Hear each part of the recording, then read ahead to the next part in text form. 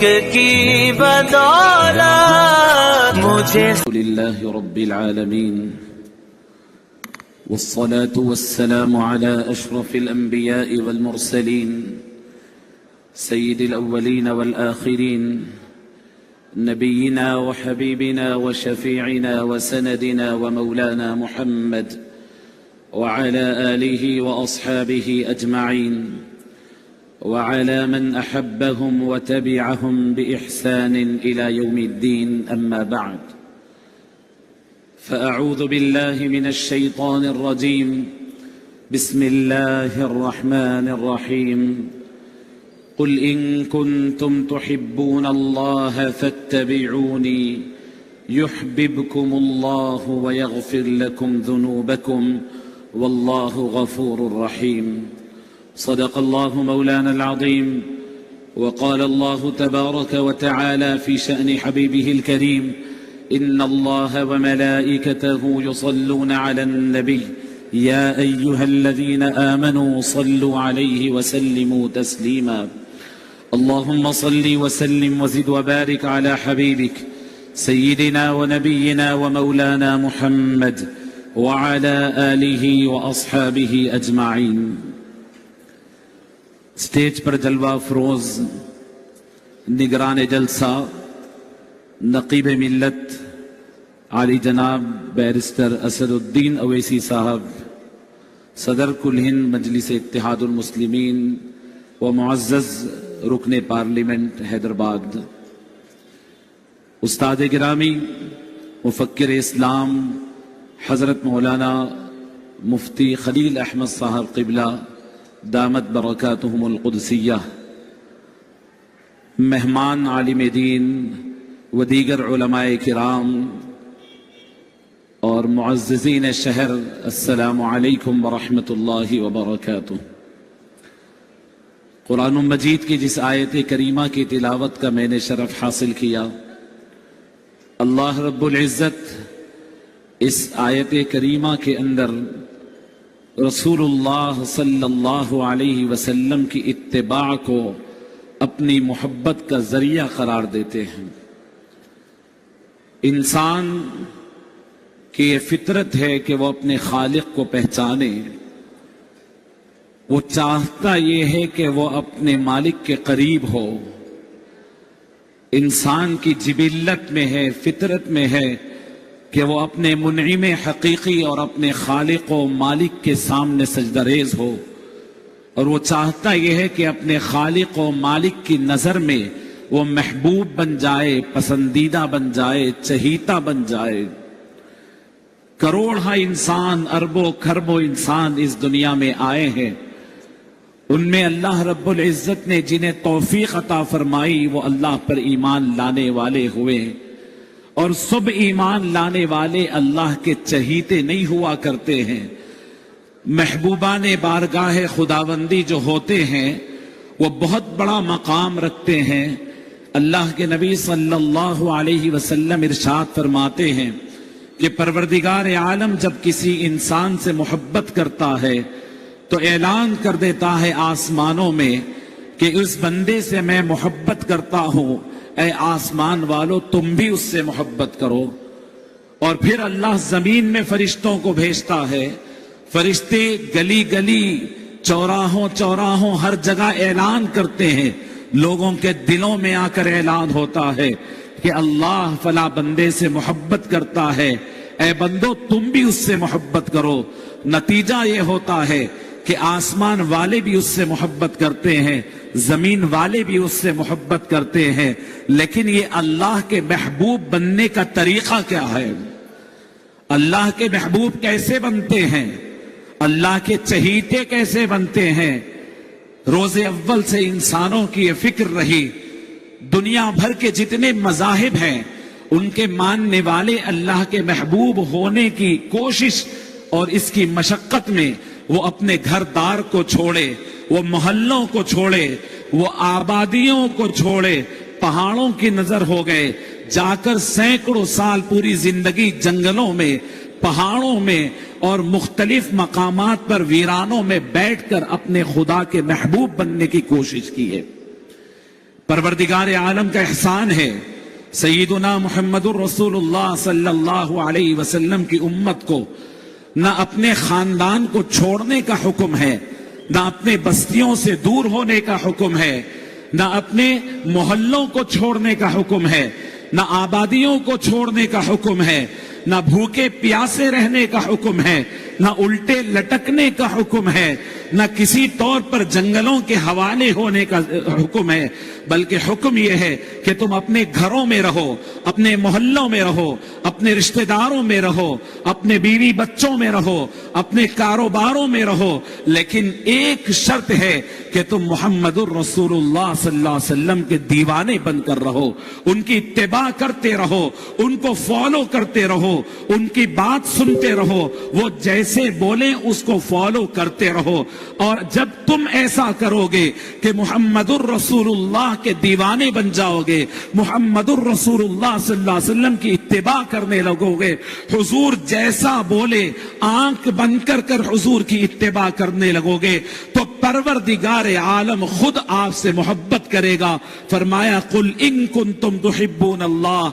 ऐ हबीब आप खुद फरमा दीजिए अगर तुम अल्लाह की निगाह में महबूब बनना चाहते हो तो आओ मेरे पीछे चलो, मेरी इत्तिबा करो, मेरे दीवाने बनो, मैं जो कहता हूं बिला चूओ चरा उस पे अमल करना शुरू कर दो, अल्लाह खुद तुमसे मोहब्बत करने लगेगा। अजीजान गिरामी, सीरत तय्यबा के अंदर इसकी कई मिसालें मिलती हैं। मैं सिर्फ एक वाकया आपके सामने अर्ज करता हूं और अपनी जगह लेता हूं। अजीजान गिरामी, हुजूर नबी करीम सल्लल्लाहु अलैहि वसल्लम के एक सहाबी है, वो फरमाते हैं कि एक मर्तबा में जंग में जा रहा था, रास्ते में हम लोग थे, हमारे जितने दीगर साथी थे वो अपने साथ जो सामान लाए हुए थे वो उनके ताकत और कुव्वत से ज्यादा था, वो उठा नहीं सकते थे। वो सहाबी ने कहा कि रसूलुल्लाह सल्लल्लाहु अलैहि वसल्लम से उन सहाबा ने शिकायत की कि या रसूलुल्लाह हम ये सामान उठा करके नहीं चल पा रहे हैं। अल्लाह के नबी सल्लल्लाहु अलैहि वसल्लम वो सहाबी को बुलाए और बुलाकर फरमाया तुम्हारी चादर कहां है, तुम्हारा कपड़ा कहां पर है, वो कपड़े को फैला दो। उन्होंने उस कपड़े को फैला दिया। तमाम सहाबा जो सफर में साथ थे, हुजूर ने फरमाया कि अपना अपना सामान ला करके इसमें डाल दो। तमाम सहाबा ने अपने जायद सामान को ला करके उसमें डाल दिया। अल्लाह के नबी सल्लल्लाहु अलैहि वसल्लम उन सहाबी को फरमाने लगे कि ऐ मेरे सहाबी, अल्लाह ने तुम्हें जहाज की ताकत दी है, तुम इंसान नहीं बल्कि सफीना हो। अरबी जबान में सफीना एक जहाज को कहते हैं। फरमाया कि तुम ताकतवर हो, जहाज की कुव्वत रखते हो, ये तमाम सामान को अपनी पीठ पर लाद दो। अल्लाह के हबीब सल्लल्लाहु अलैहि वसल्लम के वो सहाबी अपनी कुव्वत को जानते थे, अपनी इस्तिताअत को जानते थे, लेकिन हुजूर का हुक्म हुआ तो अपनी कुव्वत और ताकत, अपनी जिस्म की सलाहियत को भूल गए और भूल करके हुजूर के हुक्म पर वो तमाम सामान अपनी पीठ पर उठा लिया। हुजूर फरमाने लगे ये देखो, ये जहाज की तरह दिख रहा है, सफीना दिख रहा है। अजीजान गिरामी, सहाबा का हुजूर से इश्क का ये आलम था। अपने माँ बाप का रखा हुआ नाम, साल हाँ साल से मुआशरा जिसको पुकारता था वो नाम भूल जाते अगर हुजूर लाड़ से कोई नाम पुकार देते। हजरत अबू हुरैरा को बिल्ली वाला कह के पुकारा तो उन्होंने अपने माँ बाप का रखा हुआ नाम भूल करके अपने आप को अबू हुरैरा कहलवाया। ये सहाबी अपने माँ बाप का रखा हुआ नाम कहीं नहीं मिलता, सिर्फ उनको सफीना कहा जाता है। सफीना जहाज को कहते हैं। हुजूर ने लाड़ से कहा था तुम तो सफीना हो, जहाज हो।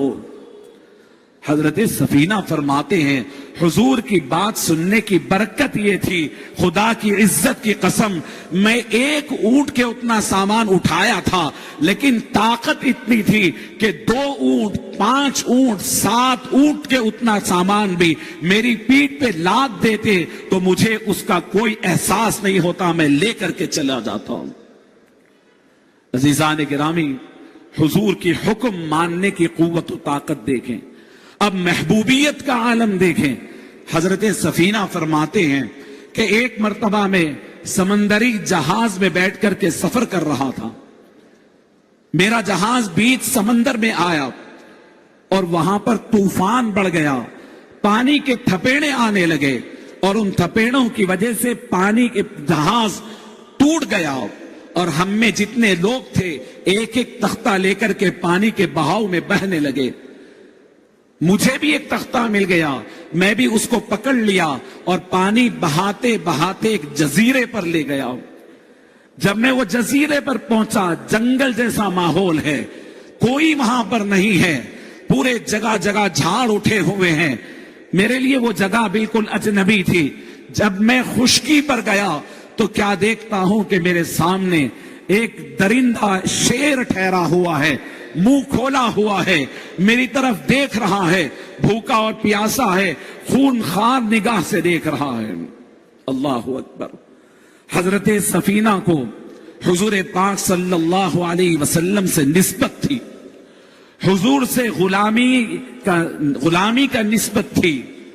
حضرت سفینہ اس خون خار شیر کے سامنے ہے, کوئی بچانے والا نہیں ہے, آگے بڑھتے ہیں, ڈرتے نہیں ہیں اور اس شیر کو رسول اللہ صلی اللہ علیہ وسلم کا نام لے کر کہتے ہیں کہ اے درندے, میں محمد الرسول اللہ کا غلام ہوں,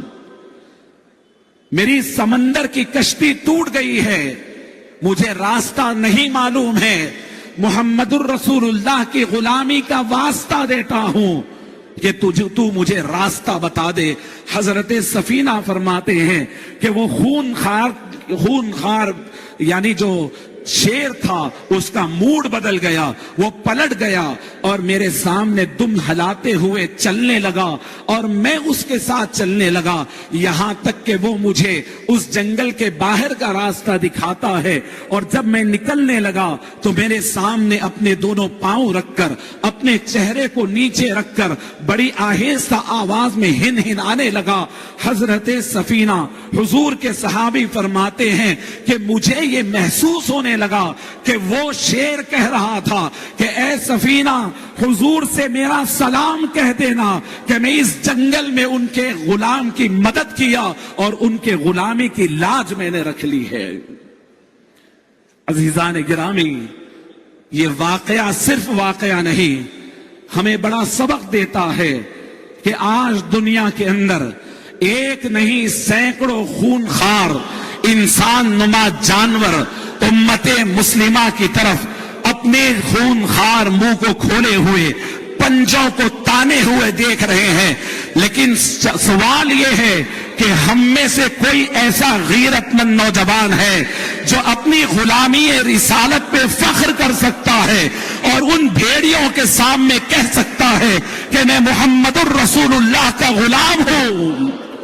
تیری مجال نہیں میرا نقصان پہنچائے. اپنی غلامی رسالت کی دہائی دے کر کے جانور ہو تو اس سے مانگا جا سکتا ہے, اور یقین کریے وہ جانور کو انسانی لینگویج نہیں آتی, لیکن غلامی رسالت کی برکت ہے کہ شیر ہنہناتا ہے اور راستہ بتا دیتا ہے. آج دنیا اسلام کی ضرور دشمن ہے, لیکن وہ اندرونی طور پر رسول اللہ کے ایسے سچے غلاموں کو اس دھرتی پر دیکھنا چاہتی ہے. امت مسلمہ کے نوجوانوں کی یہ سب سے بڑا چیلنج ہے. دولت مند بننا چیلنج نہیں ہے, بہت بڑے آدمی بننا چیلنج نہیں ہے. چیلنج یہ ہے کہ آج کے اس پرفتن دور میں محمد الرسول اللہ کے سچے غلام بننا چیلنج ہے. اگر سچے غلاموں کی ایک جماعت تیار ہو جائے اور ایک جوانوں کی اور سچے غلامی کرنے والوں کا